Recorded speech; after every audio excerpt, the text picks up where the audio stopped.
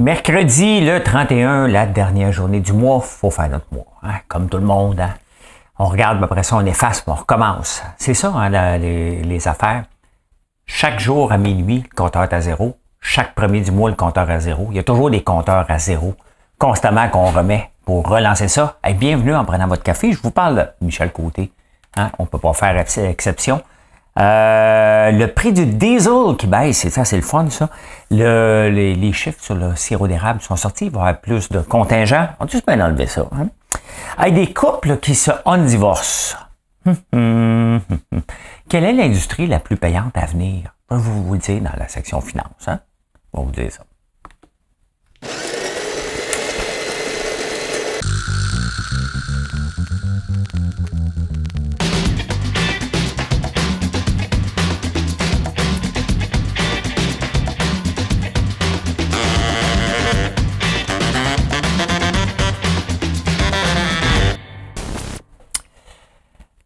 Pour l'énigme du jour aujourd'hui, le 31 mai 1884.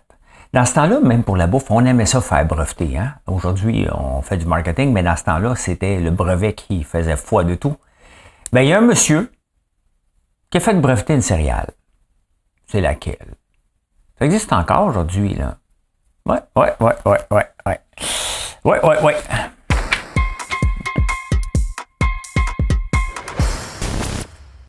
Moi, je vous en dis pas plus parce que c'est déjà beaucoup d'informations. Hein? Alors, Michel Côté, comment on peut passer à côté de ce grand homme-là? Hein? C'est toujours une surprise. Hein? C'était notre Guy Lafleur. Je l'ai pas rencontré, là. Je l'ai jamais vu. Je le sais qu'il habitait, mais il me semble, je le sais pas. Il me semble qu'il habitait même sur ma rue ici, à Outremont. Mais je peux pas le dire. Je l'ai jamais rencontré.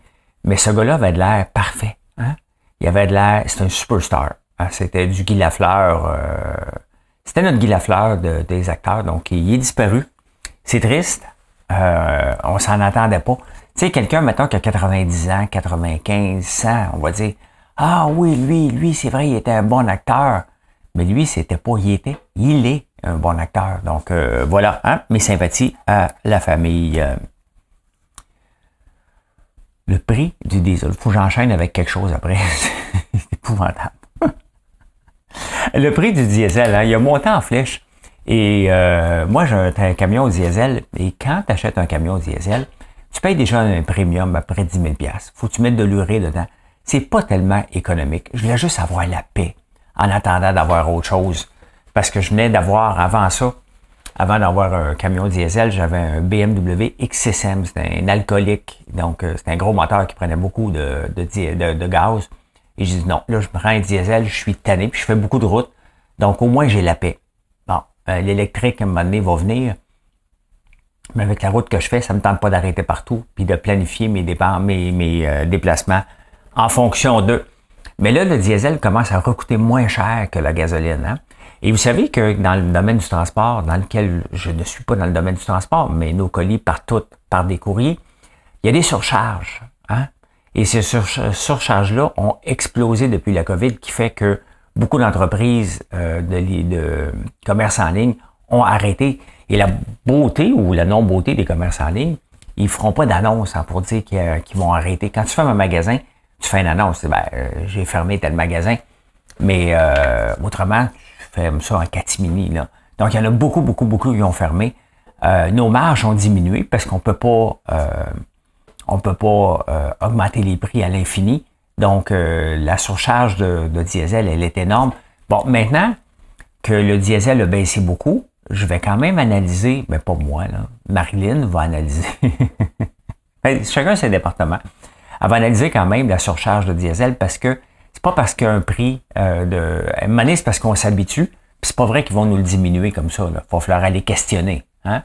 Et probablement qu'ils vont nous dire non, eux autres, ils payent plus cher. C'est ça qui va arriver, là, alors que c'est pas vrai. Donc, voilà, à suivre, hein, à suivre. Et ça, le prix du diesel baisse au moment où tous nos tracteurs sont dans les champs en train de faire les semences. Donc, c'est bienvenu. Les cultivateurs, on a besoin d'un diesel qui est bas parce qu'on n'a pas d'option pour aller dans les champs. Là. Ça prend des gros tracteurs et les tracteurs, ça prend du fuel, ça en prend beaucoup. Donc, voilà. Hein? Donc, ça a diminué un petit peu. Hey, il y a une grande vague de reprenariat qui va se présenter à nous. Hein? Dans les 10-15 prochaines années, on va voir les baby boomers qui vont décéder, donc il va y avoir des successions, donc le plus grand transfert de l'histoire de l'humanité au point de vue général, la wealth generation, donc l'argent, hein, le transfert d'argent le plus élevé qu'on n'aura jamais vu de l'histoire de l'humanité va se passer d'ici 10-15 ans. Et en même temps, il va y avoir une grande vague d'ici 10 ans de propriétaires de PME qui vont remettre les clés. Soit qu'il y en a qui vont fermer, il y en a qui vont, tu sais, faut être là encore dans 10 ans, là, tu sais. Il y a bien la beauté des propriétaires de PME dont je fais partie, on est toujours positif. Hein? Donc, on pense qu'on va être là encore dans 10 ans. C'est loin 10 ans, tabarnouche. Hein? La plupart des entreprises vont avoir fermé, mais ceux qui pensent ne pas avoir fermé, ben ils veulent soit donner à la relève ou soit revendre tout simplement. Hein?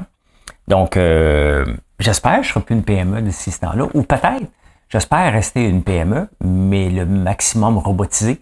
On va le savoir, je ne le sais pas. Mais je fais partie de ceux qui pensent passer à la relève dans 10 ans. Je vais avoir 65 ans dans 10 ans. Je peux continuer encore, je vais probablement continuer, mais dans un autre rôle éventuellement. Pas parce que j'aime pas le rôle que je maintiens, c'est qu'à un moment donné, si tu veux avoir de la relève pour avoir de la pérennité dans l'entreprise, il faut que tu te tasses à un moment donné. Il faut que tu laisses de plus en plus de place aux gens. Et je rêve de laisser de la place aux gens. J'en laisse de la place aux gens. Moi, ce que j'aime, c'est créer. Vous avez vu cette semaine, j'ai fait un pain. C'est pas moi qui l'ai fait le pain au début, c'est Sébastien de Bout Design. Hein? Puis lui, il faut le vin, il m'a donné la recette, puis je l'ai adapté pour un pain normal, mais un pain à l'ail noir. J'étais tout excité comme un enfant. Là. J'ai 15 ans dans ma tête, je viens de faire un pain, je m'en vais boulanger, je m'en vais dominer le monde. Hein? Et ce qui n'est pas le cas. Là. Mais vous voyez, même ça, j'ai fait une blague, est-ce que je vais devenir boulanger? Puis là, il y a quelqu'un qui me dit, ouais, mais là, attention, il y a de la compétition là-dedans. Ben oui. Vous savez que dans tous les domaines que je suis, dans tout, hein, pendant que Chocolat Grand Bois se plaint de la compétition de caramel, moi, ma chocolaterie explose en termes de vente. Pourquoi? Parce qu'on offre de la variété, tout simplement. Continuellement, à chaque semaine. M'en va pas dans le pain, là. OK? Si je fais du pain, moi, peut-être en faire un peu cet été, quand l'achalandage est au maximum, quand les citrouilles vont sortir, quand l'ail va sortir, quand la lavande va être sortie, quand les tournesols vont être sortis, puis il y a beaucoup de monde qui va venir à la ferme, ben pourquoi je ne ferais pas découvrir le pain à l'ail noir pendant ce temps-là? Hein? Donc, peut-être, mais puis là, le gars, il me dit, ouais, mais de toute façon, tu n'as pas une équipe de vente, sûrement, c'était un one-man show, comme si c'était négatif. Et c'est pas négatif, hein? Loin de là. Un one-man show et l'équipe de vente. Je vais vous expliquer, là, peu importe la grosseur de l'entreprise que tu es, je vais essayer de pas bien parler, le dernier rôle qu'un entrepreneur doit céder, c'est le rôle de vendeur. On n'est pas, moi, je vends une histoire. Le produit, là, c'est pour vous vendre l'histoire. OK? Donc, c'est ça. Moi, je vous vends des histoires, je vous raconte des histoires, puis il y a un produit derrière. Le vendeur, lui, vend un produit, tout simplement. Puis c'est bien, il y a des entreprises qui pensent qu'ils en ont besoin, mais regardez pourquoi qu'on voit encore, on a vu George Winston de l'Oblast encore faire les pubs. La plupart des gens, là, j'essaie de m'en souvenir rapidement, mais la plupart des gens, on les voit faire leur propre pub, tout simplement parce que c'est ça que vous voulez entendre. Vous voulez pas entendre quelqu'un d'autre raconter l'histoire. Ça marche des influenceurs aussi, mais c'est pas mal plus payant d'avoir le raconteur d'histoire. Pourquoi il fait du pain? Pourquoi il fait... Ben, mon but n'est pas de faire du pain. Mon but est de vous faire découvrir l'ail noir sous toutes ses facettes, parce que c'est ça qui m'intéresse, moi, l'ail noir. Donc, c'est de l'ail qu'on fait pousser, qu'on transforme en ail noir. C'est ça qui m'intéresse. Qu'est-ce qu'on peut faire en faire vivre les champs? Donc, c'est plus ça, mon histoire, que de vendre du pain, tout simplement. Hein? Hey, qu'est-ce que vous pensez de ça, vous autres? Aux États-Unis, il y a le Clean Slate Act qui veut être passé. Est-ce que ça va passer? Je ne sais pas. Mais imaginez-vous, vous allez en prison. Vous sortez. Tout est beau. Ça fait 7 ans. Vous avez des enfants. Vous menez une vie normale. Et vous avez payé votre dû. Bien entendu, vous êtes allé en prison. Et là, ils veulent mettre en place une loi disant, écoute, après 7 ans que tout est correct, là, on efface tout ce qui s'est passé avant. De tous tes dossiers, ça n'a jamais existé. un peu de misère avec ça, moi. T'sais? C'est certain que si tu as juste fait un vol de banque, juste, c'est drôle. Mettons que, je sais pas, moi, t'as donné une jambette à ton voisin, OK? Puis c'était pour rire, puis il est tombé en pleine face. Puis il est devenu paraplégique, mettons. Là, ça marche pas. Vous voyez, il n'y a pas une bonne raison que tu vas en prison. Si tu vas en prison, c'est que c'est sérieux en tabarnouche. Je sais pas, juste une petite affaire, là. Donc, mais mettons que la fille, elle s'appelle Carla Molka. Bon, c'est un cas plus près de chez nous. Et là, c'est sûr, elle mène sa vie normale. Ben, peut-être que j'aimerais ça le savoir avant qu'elle travaille dans une garderie, t'sais, avec son passé. Peut-être que c'est peut-être pas sa place, hein. Un peu de misère avec ça. Puis en même temps, je suis pour le pardon, tourner la page, puis la réhabilitation sociale des détenus, définitivement. Mais entre la réhabilitation sociale totale et effacer le passé, il y a quand même une limite où je suis un petit peu plus frileux.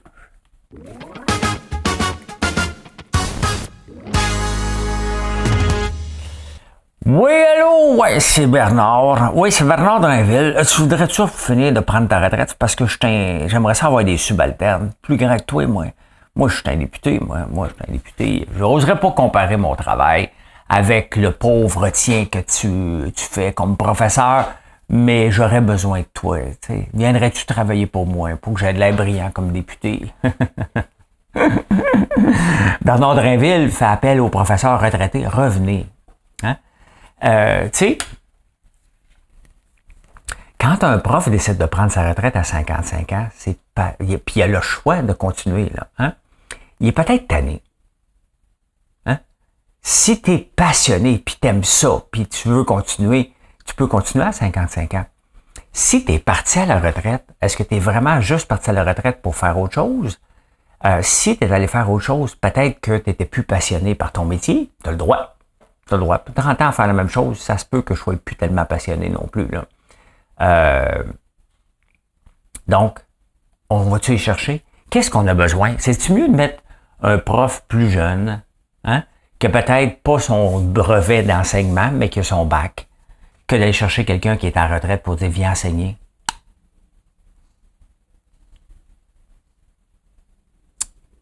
Poser la question, c'est un peu répondre, hein? On veut pas des gens qui disent « Hey, toi, là, hein, dans mon temps, c'était comme ça, puis là, moi, je suis sorti de la retraite pour venir t'enseigner, fait que t'es bien mieux de marcher face serrée. »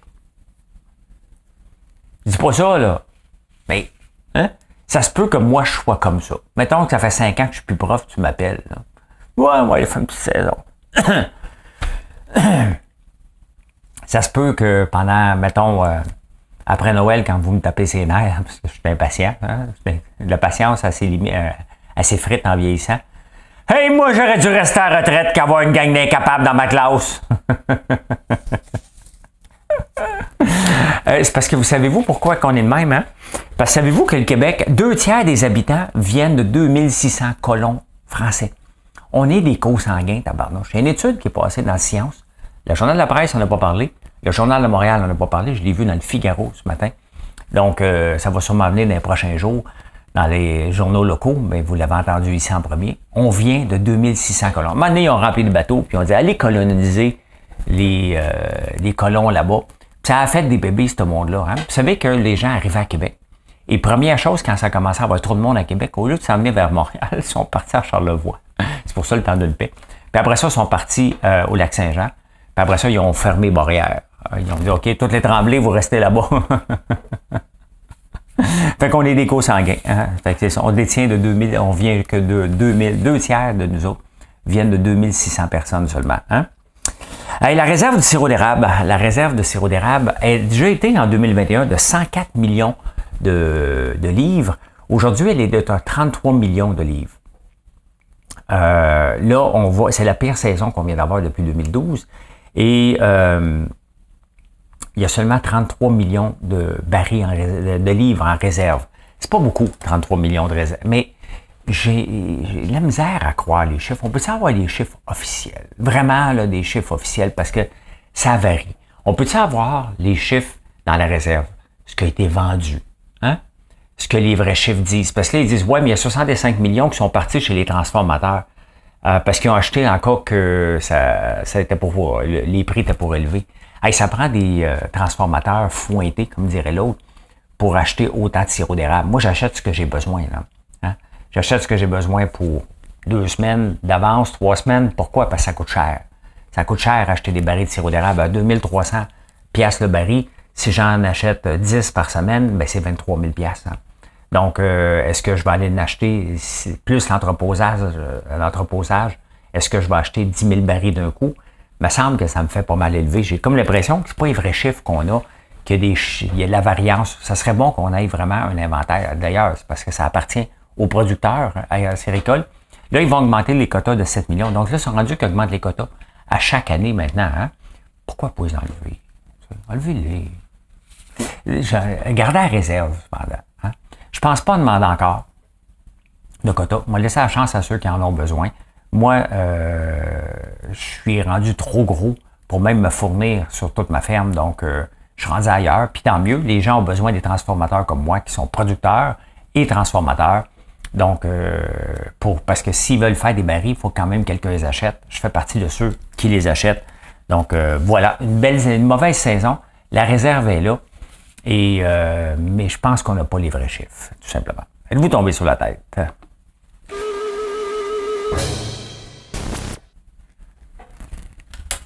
Prendre un crayon qui marche. Marche pas lui non plus. Ça va bien. C'est parce que je traîne des crayons qui marchent pas, moi. C'est ça qui arrive. Hey, êtes-vous déjà été mariés, vous autres? Vous non, c'est bien pauvre, quand même. Il y en a un qui marche. Vous êtes dans la vraie vie, là? Moi, j'en ai un. Mais il marche à peu près. il marche sur le tête de main. Hey, de plus en plus de couples se divorcent. Hein? Ils ont été 15 ans ensemble, 20 ans ensemble. Puis, à un moment donné, ils disent, là, plus capable. Hein? Mais divorce. Là, il y a eu des aventures. Il y a eu toutes sortes de raisons. Mais là, il y a 42% des mariages se terminent par un divorce. Bon, hein? Donc, à peu près 1 sur 2. Et 15% vont revenir revivre ensemble. Quand même. Hein? Je l'aime trop. C'était pas moi, c'était toi. J'étais confus à l'âge de 40 ans.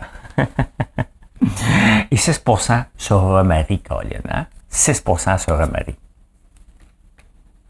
Pour les bonnes raisons ou les mauvaises raisons? Je sais pas. Non, on ne revient pas en couple.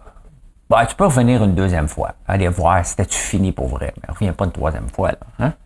Reviens pas. Finance. Finance.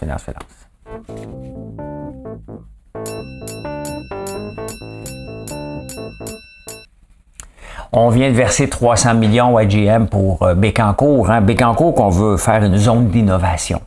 Hey, moi, là, les zones d'innovation, là, on a eu la cité du multimédia, la cité du commerce électronique, la cité dans Montréal. On bâtissait ça, puis on amenait tous les gens là. Ils payaient plus cher leur loyer, on leur donnait des subventions. À Mirabel, Bernard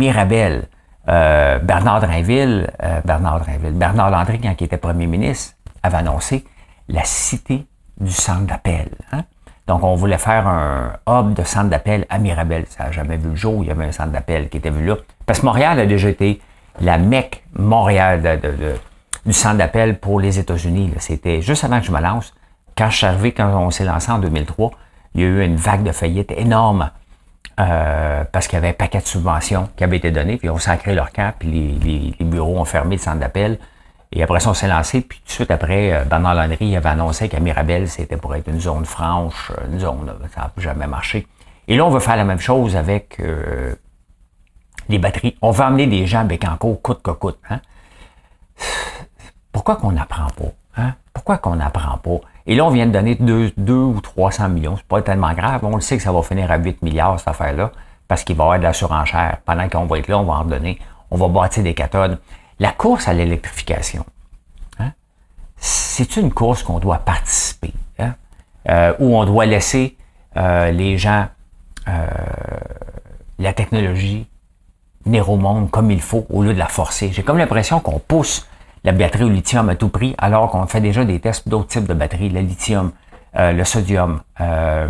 Est-ce que ça va être le nucléaire? On rit, mais peut-être un jour. Est-ce que ça va être l'hydrogène? Peut-être aussi. Donc, on court après une technologie qui semble être déjà dépassée, le lithium.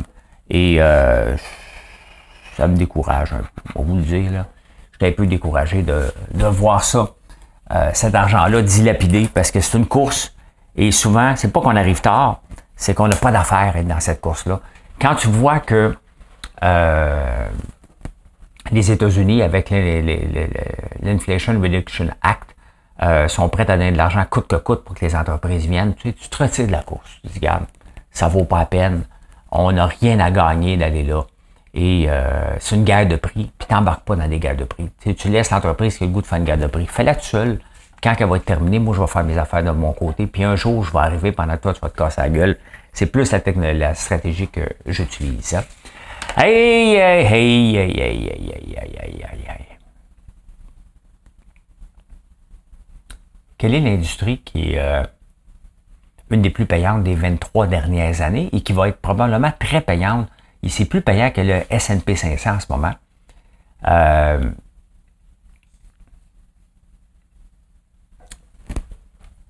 La voici, la voilà.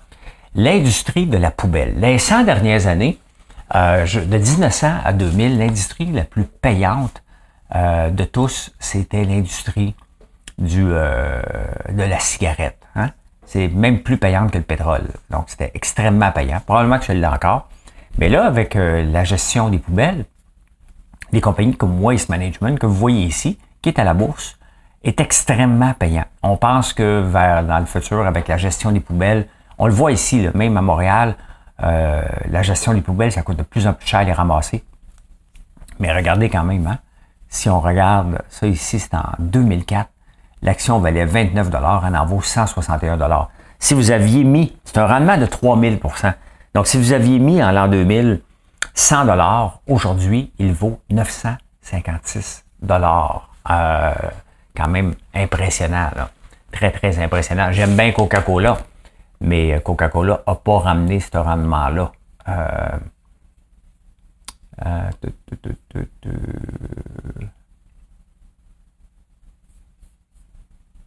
De 21 piastres à 61 piastres, à 60 piastres. L'autre, c'est de combien?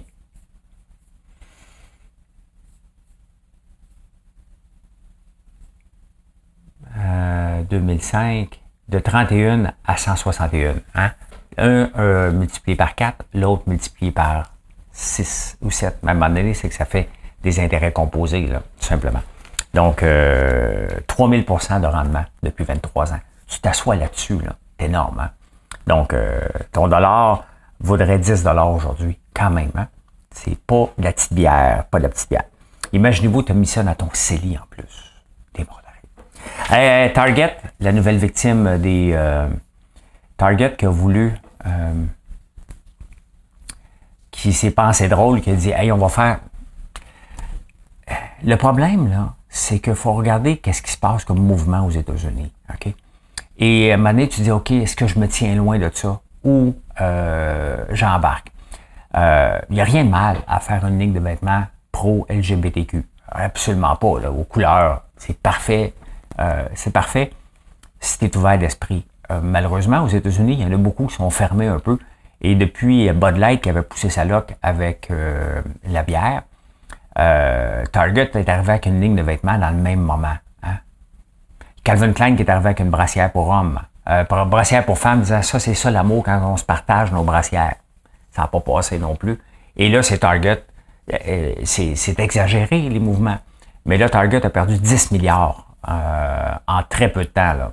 De 161, ça, on était le 17 mai. En 2 semaines, 10 milliards de valorisation de partie parce qu'il y a eu un mouvement de boycott à cause d'une ligne de vêtements.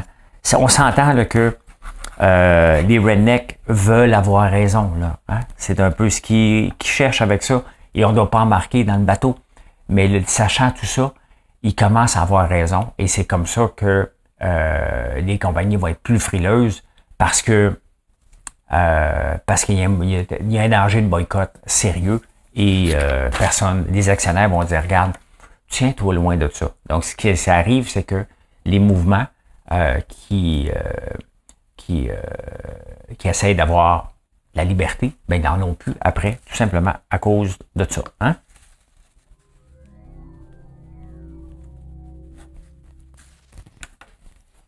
« 30 jours sans alcool? Non, non, non, non, non. 30 jours sans réunion. La compagnie TechSmith a décidé qu'il y avait trop de réunions. Donc, ils ont fait, on dit, regarde, on va faire de l'abstinence de réunion pendant 30 jours. OK. Fait que là, toi, tu gères une entreprise. Parce que 30 jours sans alcool, c'est pour ton bien personnel. Tu gères une entreprise, tu dis, regarde, on va couper réunion pendant 30 jours. Mettons que ça marche. On s'entend-tu que tes réunions ne servent à rien, là? Tes réunions, ça ne sert à rien. Hein? Dès que tu es trop de monde à l'entour d'une table, tu fais perdre ton temps à tout le monde. Et regardez, les profs sont toujours en réunion le soir, syndical, pour ci, pour ça, pour ci, pour ça. Hein? Ils sont toujours en réunion et tu n'avances pas en réunion. Faut que tu coupes ça les réunions. Puis d'ailleurs, ça devrait être des réunions, tu devrais faire ça debout en prenant un café ou en prenant une marche. Ça va régler bien des problèmes. Ça sert à rien. Moi, si tu me dis, on va faire une réunion, honnêtement, j'ai des boutons qui me poussent. Une chance, j'ai des savons à acné, me permet de les cacher. Hey, les millénials, est-ce que vous seriez des conservateurs, des capitalistes gênés? Oui, vous avez un grand vent de conservatisme devant vous, caché derrière vous. Vous voulez moins de taxes plutôt que la redistribution des profits. Parce que c'est ça, les mouvements libéraux, hein, comme la CAQ. Là. Okay, la CAQ n'est pas conservatrice pantoute. Là. Ils prennent notre argent et ils redistribuent au maximum aux entreprises sous forme de subventions. Puis les mouvements conservateurs disent non, c'est pas ça qu'on veut. Le problème avec les mouvements conservateurs, ceux qui sont dans l'avortement et dans les mariages anti-gays puis toutes les patentes. Donc, on débarque tout de suite, là. Mais si le conservateur était le pur conservateur, les millennials voteraient pour eux, tout simplement. Hein? Il est où, Brian Mulroney? Hein? On s'ennuie-tu de Brian Mulroney? Hein? Quitter la ville pour la campagne ou la banlieue, c'est peut-être pas l'idée du siècle, hein, parce que là, ça fait 20 ans, 30 ans que tu habites en ville, dans des buildings, puis ça a l'air de rien, mais même si tu ne parles pas que ton voisin, tu en rencontres un dans l'ascenseur Otis, et là, tu dis « Allô, bonjour, ben, ça va bien ». Tu n'écoutes pas la réponse, parce que pas grave, on fait juste demander si ça va bien. Bien ça, c'est de la socialisation. Tu arrives en campagne, en banlieue, là, tu ne vois plus personne. 10 à 15% des gens qui ont fait le switch sont en dépression. Ils passent plus de temps dans leur auto qu'en train de dire bonjour à quelqu'un sur le coin de la rue ou de voir quelqu'un tout simplement. Donc, c'est pas pour tout le monde. C'est pas pour tout le monde. Avez-vous déjà laissé vos lunettes de soleil, vous autres? Ton fauteuil, ton journal, ta cigarette et ta télé. Bien, tes lunettes de soleil, oubliez pas sur ton dash de char, parce que regardez ce qui est arrivé. Le gars a laissé, c'est un gars, une fille. On ne le sait pas. On ne sait pas, c'est un gars, une fille. Elle a laissé ses lunettes sur le dash. Et le rayon de soleil a plombé sur ses lunettes, a fait brûler le windshield. Faut-tu que ça soit assez fort un peu, hein? Fait qu'on est dans une vague de chaleur en ce moment. Oublie ça. Hein? Et la réponse à l'énigme. Mesdames et messieurs, LGBTQI+, voici l'énigme du jour. Vous avez vu, moi je suis inclusif, hein? Eh bien, c'est John Kellogg qui a lancé les Rice Krispies le 31 mai 1884.